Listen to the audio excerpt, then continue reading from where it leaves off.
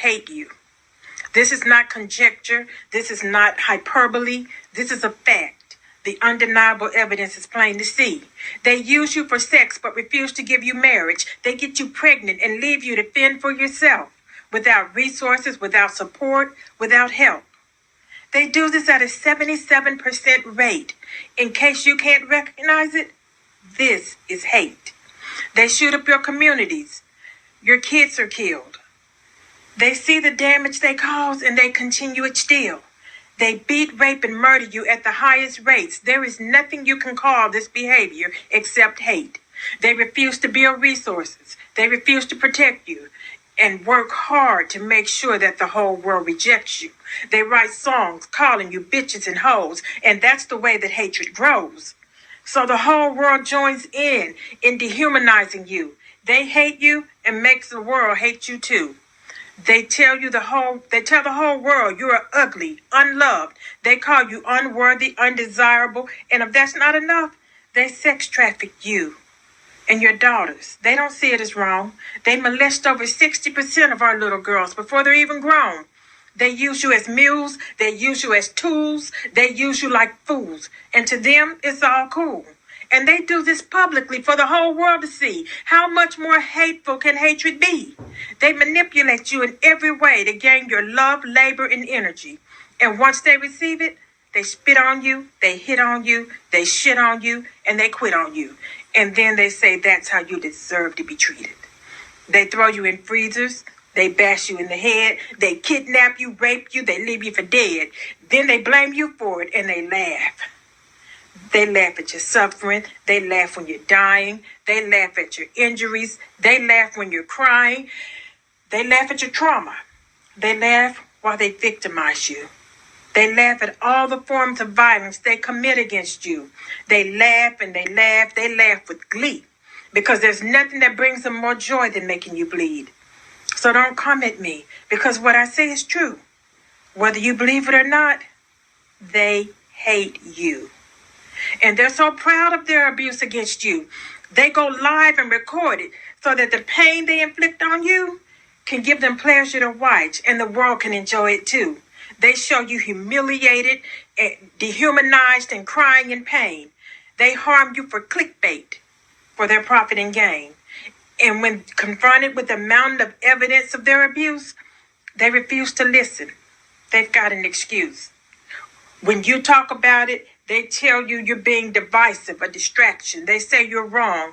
They take no responsibility, no accountability, and their hate for you goes on. So I don't care what they say. I don't care how they feel. And I don't care about their professions of love. It ain't real. This is pure, unbridled, unrepentant hate. Their actions prove it, and they've sealed their fate. They hate you. And to show you the proof of what I say, you knew exactly who I meant when I said they.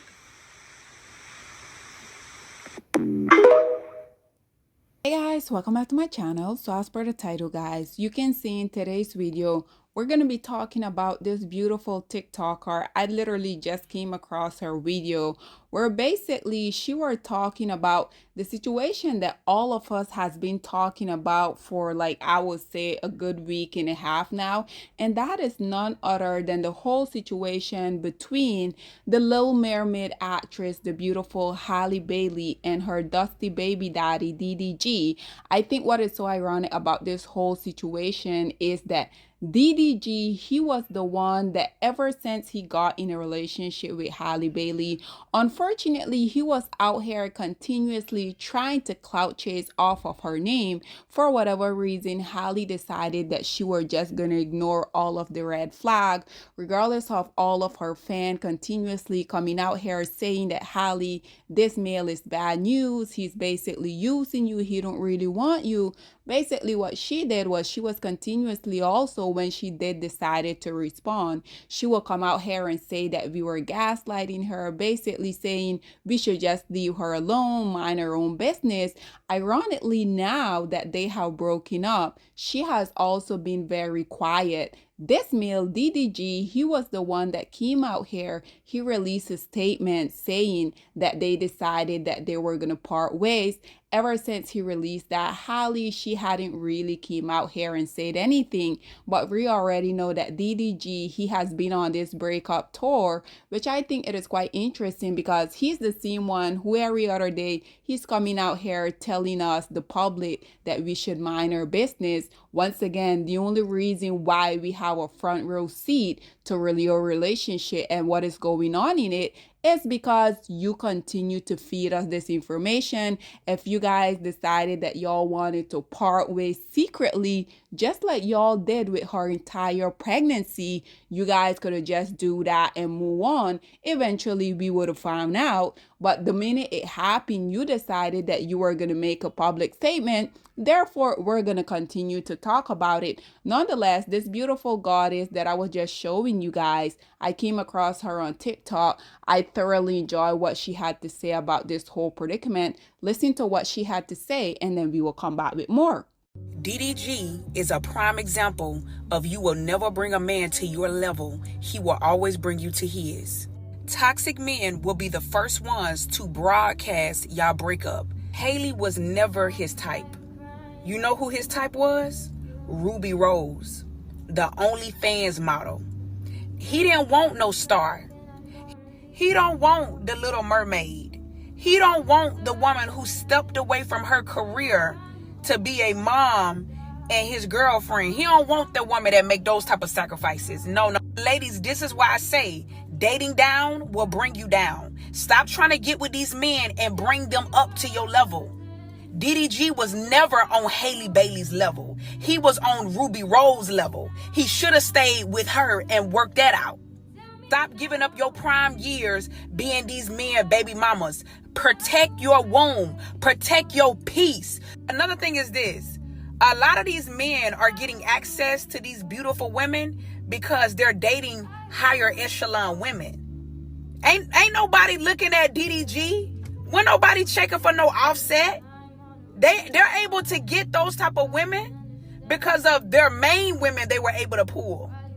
You bring value. You make him marketable to other women. Nobody was checking for these type of men, I'm telling you. So they will waste your time. They will throw babies on you. They'll do anything to try to stamp you. Don't let no man stamp you ever. If he ain't faithful, if he ain't sent by God, and if he ain't trying to marry you, it is a waste of time. Stop being with men who waste other women's time because he's going to do the same thing to you. The fastest way to get a man up out your life who's not married to you is to give him a baby. That is where he will show his true colors. And he will look at you differently and treat you differently because you did not require him to marry you and commit to you. Ladies, let's all come together and break the cycle. If he don't marry you, you don't give him no baby. You shouldn't even be sleeping with him. I'm telling you, like, if anytime we do things outside of God's will, we're going to make a disaster. Stop thinking we can rewrite rules. No. I need all the ladies to comment below. I'm doing it God's way or no way. Come on, drop. Comment below. I'm going to be reading y'all comments. Hey, y'all. Click the link in my bio. If you want this lip gloss, I'm offering a 15% discount.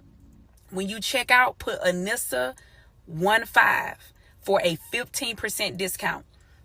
I love this. I love how it hydrates and moisturizes my lips. It has my lip gloss popping.